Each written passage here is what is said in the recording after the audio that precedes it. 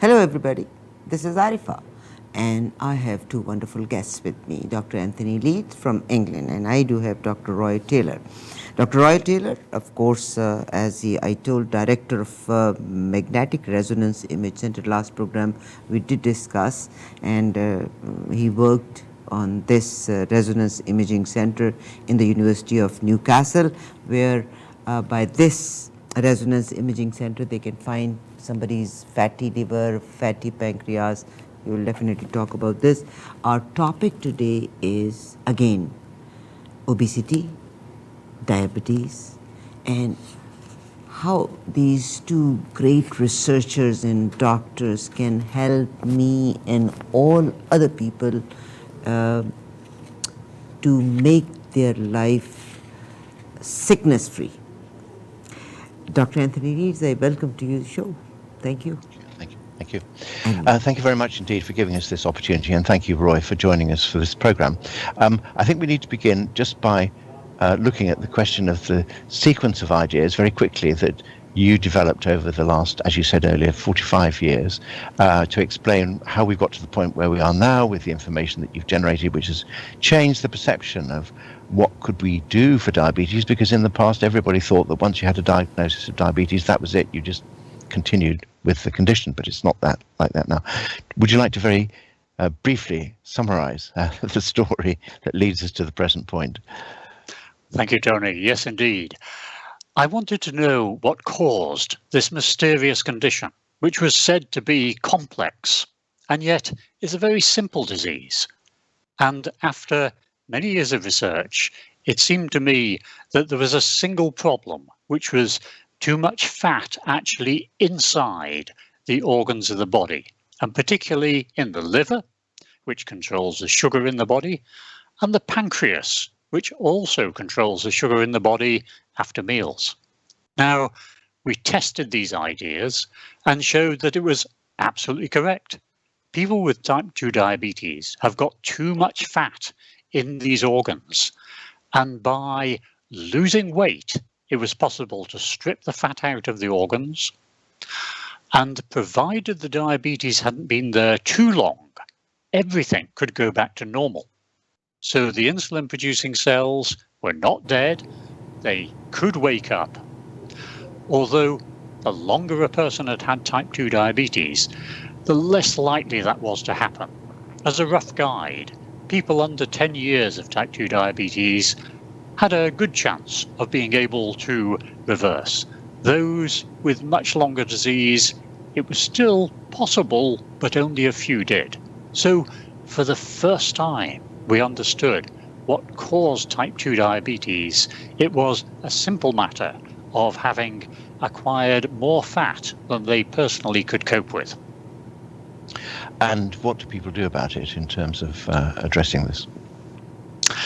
Thank you. In order to test those ideas, we actually used a low-calorie diet for a short period of time, 8 weeks' time, aiming to lose about 33 pounds in weight. And we were able to follow the time change in the fat level inside the liver. Within 7 days on this low-calorie diet, it has changed and come back to normal. It took longer in the pancreas, but slowly the insulin-producing cells recovered. So this is new information and revolutionary in that we can now say that simply by adjusting the amount of food eaten, admittedly needing quite a drastic action at first, a person can reverse their own type 2 diabetes, or if they're in the slow process of developing type 2 diabetes, they can get back to normal and not run the risk of developing this serious condition. Now, one of the problems, of course, is some listeners were saying, well, I know I can lose weight, but every time I lose weight, I regain it again very quickly. Now, how do we address that? That is a very difficult matter. But the first problem is losing the weight and losing an effective amount of weight. We've shown that people can do this by having a vigorous diet for a short period of time. The matter of keeping it off is a matter of trying to change the old habits, avoiding foods that are very high in sugar and fat, especially processed foods that come in packets, ready meals, carry-outs, often 2-for-1 bargains. All of these are likely to be risky from the point of view of containing a lot of calories but not being satisfying, and so leading to weight gain. That's one side of it. The other side is that it's important for people to be able to walk more and build that into their everyday lives once they have actually lost the weight. So although it remains a challenge to keep the weight off, it's no disaster if people run into a personal crisis, financial crisis, crisis of health in the family, whatever. If the weight goes back up, because of course if we stop thinking about what we're eating, then old habits creep back in, the weight might come back up. Well, if they do that, they just have to lose the weight again. We now know that there is no problem of what used to be called yo-yo dieting, because there was some misleading information, and if people's weight is low for most of the time, that is sufficient to keep them healthy. So yes, the long term is a problem, Tony, but that's not a reason for not grappling with this problem and getting rid of diabetes, at least for a period of years. So the body can recover.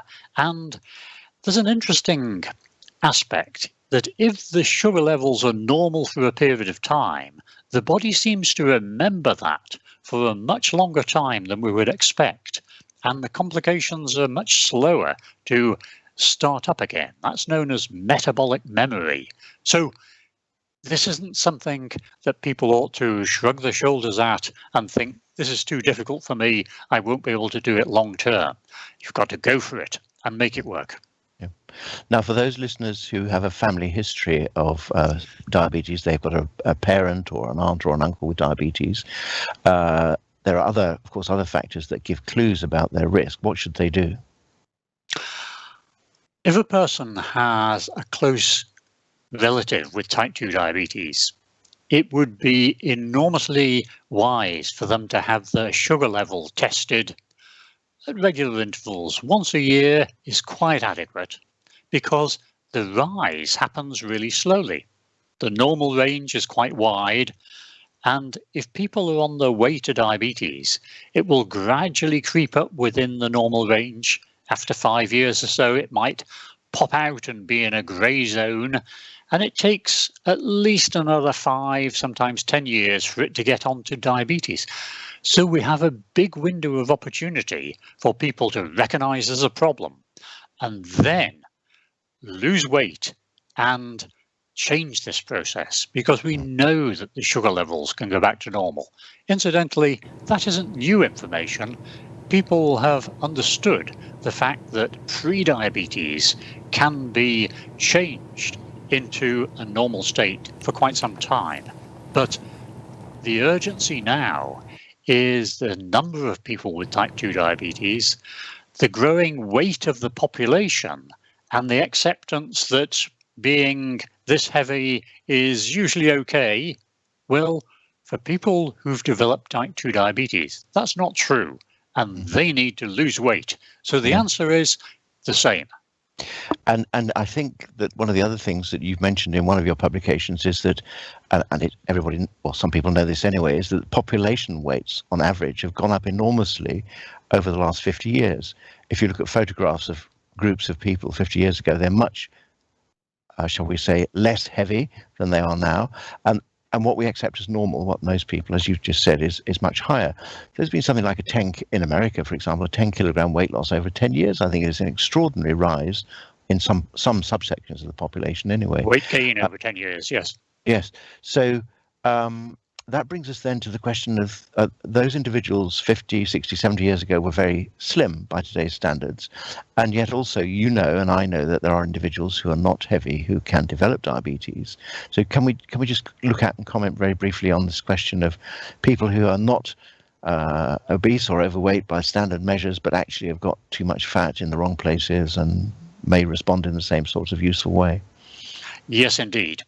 Now, it's really important to concentrate upon the individual, because as a doctor, I only have one person in the consultation with me, and my attention, my advice is directed to that person. Now, that person may have had a weight of, say, 150 pounds at the age of 21, but they might be in front of me with a weight of, say, 180 pounds. They would look entirely ordinary, even on the thinner side, compared with the rest of the population today. But the person in front of me might have a weight of 300 pounds. And at the age of 21, they might have been 200 pounds, say. But the point is, both people have put on weight. And we have to recognize that weight gain in adult life is regarded as something just normal. Everybody seems to do it, but it's not normal. Any weight gain when we've finished growing is fat. And so if people think of the weight they were when they were 21 and their present weight, they've accumulated a lot of fat. And because some people are susceptible just to a small amount of fat, and then the diabetes process starts, and other people can put up with quite a lot of fat, but eventually it starts. The weight a person is not a good guide to how likely they are to have diabetes. Certainly, weight gain in adult life is a risk. And so if you can no longer fit into the trousers you wore when you were 21, you might be at risk. Yes, thank you. So let me just ask you a question. Now, I know you're undertaking a large study on individuals who are not overweight and looking at who have diabetes and looking to see if they can go into remission. You know what else is going on in the world in terms of studies. In 5 to 10 years' time, what do you think we will be able to do that we're not actually able to do now? I mean, do you think it's possible that some of the external environmental factors that cause everybody to overconsume may change? Do you think we're going to get anywhere? Because I have to say I'm a little bit demoralized by the lack of action that I see in these things across the globe. What is your view? Yes, that is such an important question.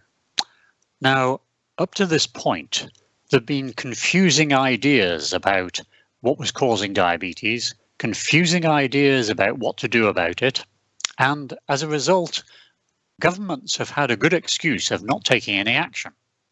Now, on the other side of the fence, there are the international food producing companies who everyone accepts their role in society is to make a profit for their shareholders and provide food at a cost. That's fine. They don't have a moral responsibility. And so they formulate the food you can buy in supermarkets, to maximize the likelihood of someone buying it again, and to maximize the likelihood of you being a bit hungry when you've finished eating a normal portion, so you might want to eat some more. It's all good commercial sense. So you see, there's a very understandable commercial pressures for food manufacturers that really conflict with what we as a society or societies would want.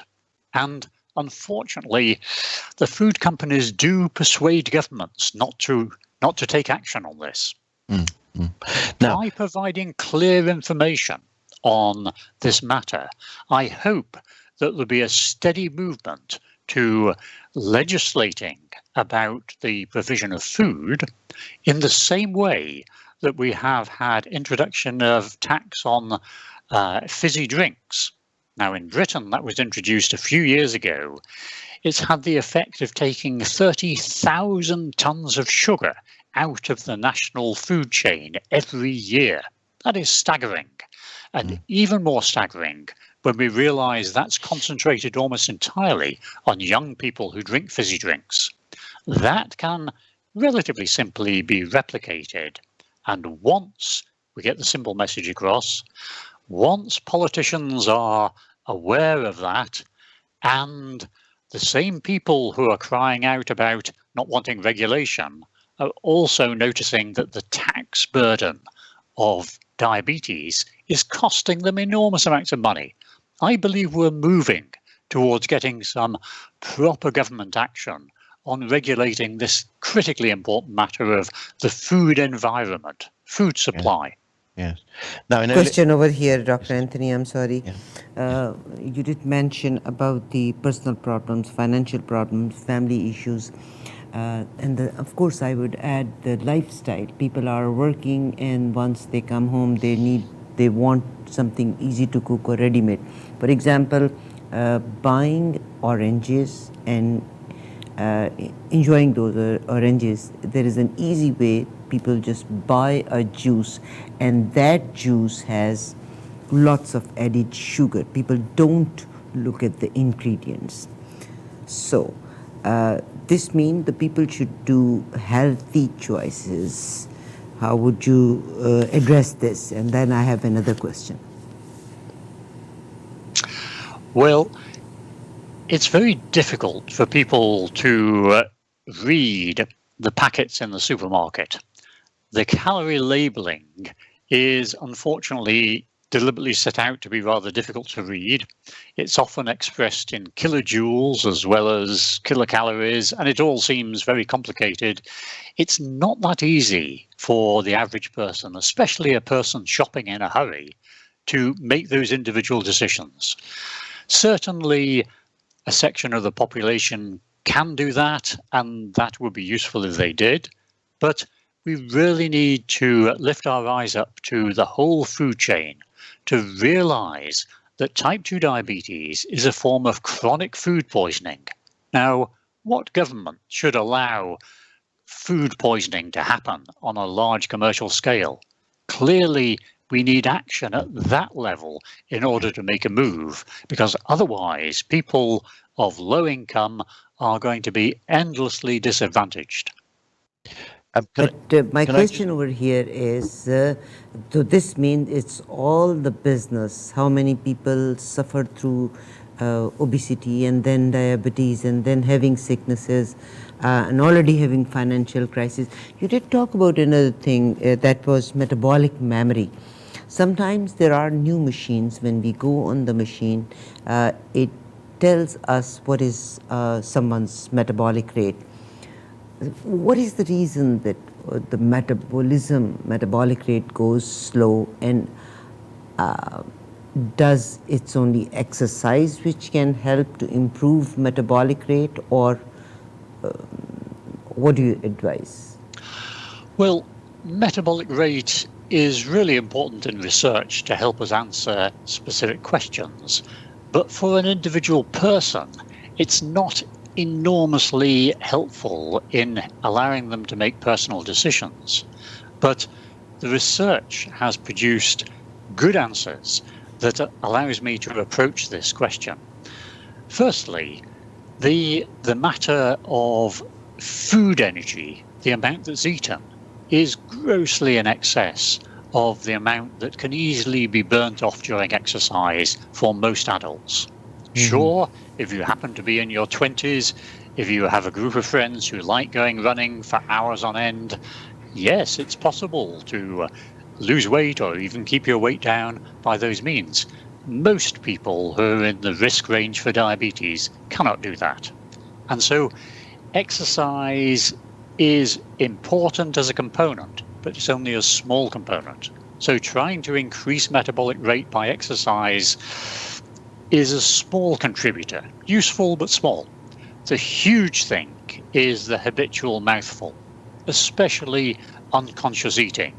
So if a person is watching television and the hand is going from packet to mouth, that is very dangerous because it's possible in quite a short time for a large number of calories to slip in. And it doesn't matter what rate the body is ticking along at. It's overloaded with calories. The chronic food poisoning is underway. What about thyroxine and Okay. metabolic rate? Yes, okay. If a person develops a disease of the thyroid so that it's underactive, and that would be announced by people feeling quite cold, yes, weight will go up, but there are a lot of causes for weight going up, and perhaps other changes. But if a person is concerned about that, there's a very simple test that a doctor can do to check that the thyroid level is normal. If the thyroid level is normal, there is no other common condition which is going to affect the metabolic rate unduly. So people who've got an underactive thyroid and find that they're gaining weight, yes, they will find it easier to lose weight when they start on the thyroxine tablets. So the thyroid does play a part, but for the vast majority of people, the thyroid is just doing an ordinary job, and the hidden mystery is the unconscious eating. Thank you very much. Yes, May I just add one thing?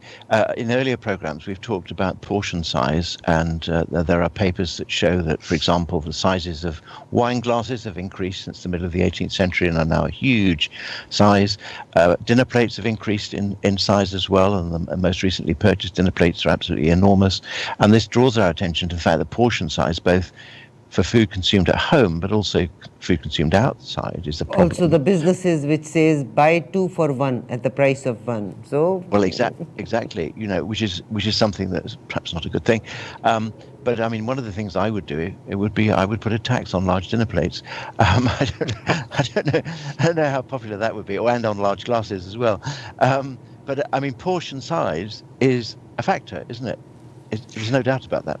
Of course. Yes, it is very much a factor, and it's a matter of adjusting perceptions. Yeah. So at the simplest level, if I ask someone how much rice they have with their dinner, and they say, well, it would be this much, then that is too much, and we need to describe perhaps just having as much as would cover the palm of the hand. Aww. So portion size is important. Pacing oneself eating is important, slow eating, and recognizing that it's not necessary, it's not desirable to eat until you feel full. That's become a sort of expectation, whereas just eating sufficient is the motto. There used to be a saying that was associated with the church that was, enough is as good as a feast. So that's a motto which is possibly worth just reiterating. I'm just going to comment on something that you and I heard at a meeting of the British Diabetic Association, where one of the participants in the direct trial, who was describing his experiences, and of course many individuals, they have a group of friends, and friends encourage you to eat and drink in ways that are perhaps not acceptable, and he actually said he changed his friends. Which was something I've never heard anybody say before.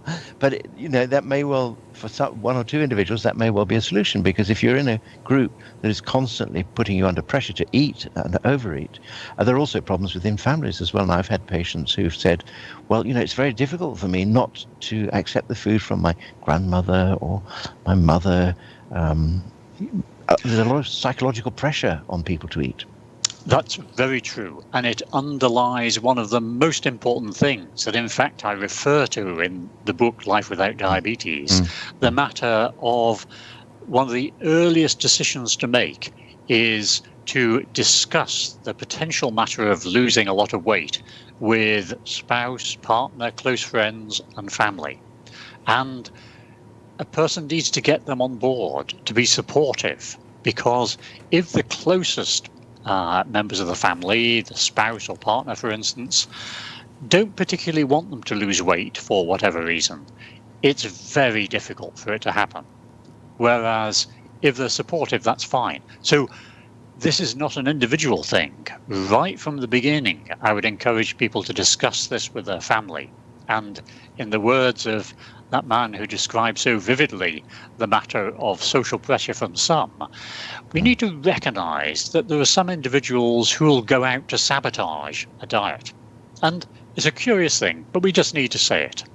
And if people understand that there are some folk who will go out of their way to make it difficult, then they can put their plan in place in advance. What to do when they're pressed to eat cake in the office, what they'll do when they're put under pressure to join in and have another pint of beer. Well, that can be planned in advance. So these are factors that can be described, recognised, and sorted out before the problems occur. Yeah. Thank you And very all of this much. is- Time doesn't allow us. Life Without Diabetes is a book Yes. by Dr. Roy Taylor. You must read that book.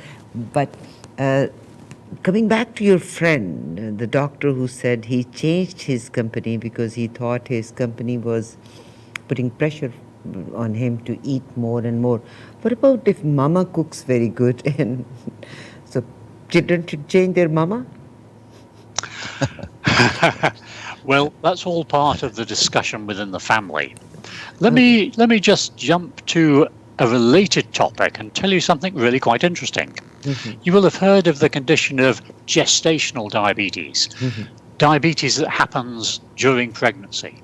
Yeah. Well, gestational diabetes is really an early form of type 2 diabetes that's just brought out by the pregnancy. That is now quite clear. We're underway with a study similar to DIRECT, but in pregnancy. But the point that I wanted to make, that when we ran our early study, which is similar to my initial study in ordinary type 2 diabetes, but during pregnancy, I was worried that women would be told by their mothers, you can't lose weight during pregnancy. It's bad for the baby. You must eat for two. And in fact, it didn't happen. And I think it didn't happen because we provided women with a very clear explanation, a written explanation as well. It was discussed in the family and the barriers were removed. So if we do the same with Mama, who is such a good cook, then hopefully she will reduce her portion size. If she's from South India, she will stop adding ghee to the food so freely. There are all sorts of ways that can be adjusted, but we have to get the willingness on board first. And that is why I emphasize so much that part of the importance of making a decision of whether or not to do this is talking with family and friends and just getting everybody on board. One thing, I was reading one article, and it's not the risk for one, it's the risk for two. I came across this article, and it says that those mothers who have diabetes during the pregnancy, their fetus in the long run, in their life, they have tendency to develop diabetes. Is that right? Yes, that is correct.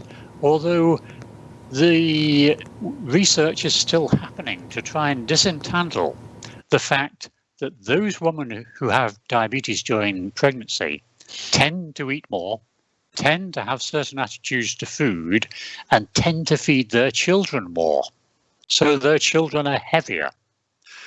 Quite apart from that, it's quite likely there's also a tendency for the fact of the diabetes in pregnancy to affect baby, to make it more likely that they will develop diabetes at any given weight. So yes, it's true. It's important to realize, and that's a potential vicious cycle we need to break between generations. Thank you very much, and time doesn't allow such a useful information. This means those women who have the diabetes in the pregnancy, of course, we love our children. So think about that these children have more chances to develop diabetes. It's all about our food. It's all about to be organized what to eat. It's all about to have smaller portions. It's all about to have good company which can encourage us to have less portions and look good. Thank you very much, Dr. Anthony Leeds, and thank you very kindly, Dr. Taylor. My pleasure. Okay. Thank you. God bless. Dr. Anthony, would you like to add something towards the end? Can I just say that at the end of the program, we're giving links to the websites where people can find out their risk of diabetes. So I think they should find that useful. And you must read this book by Dr. Roy Taylor, Life Without Diabetes. It does gives you some remedies, and of course, those who were part of his research, there are some recipes also. You must read it, Life Without Diabetes. Thank you very much, everybody. Stay safe, stay blessed. We'll see you next show. God bless. Thank you. Bye-bye. Thank you. Bye-bye.